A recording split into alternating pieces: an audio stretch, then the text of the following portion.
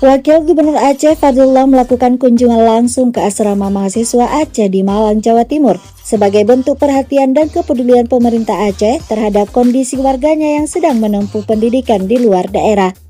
Dalam kunjungan tersebut, Fadlullah didampingi Kepala Dinas Kebudayaan dan Pariwisata Aceh Al-Muniza Kamal, serta Kepala Badan Penghubung Aceh Said Marzuki.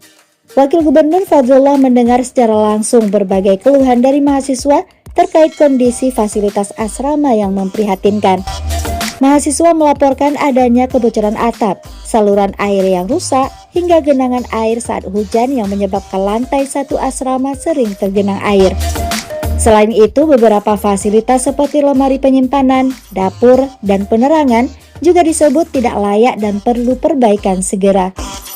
Fadlullah juga meminta agar proses renovasi asrama dilakukan secara komprehensif, menyasar seluruh titik kerusakan agar mahasiswa dapat tinggal dan belajar dengan nyaman.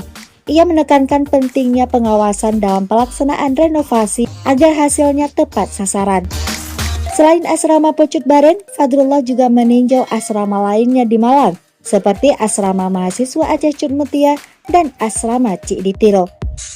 Selain berdialog dengan mahasiswa, Fadlullah juga menyampaikan apresiasinya atas semangat dan perjuangan mereka dalam menempuh pendidikan tinggi di luar kampung halaman. Ia berpesan agar mahasiswa terus menjaga semangat belajar, menjaga nama baik daerah, dan aktif berkontribusi dalam pembangunan Aceh di masa depan.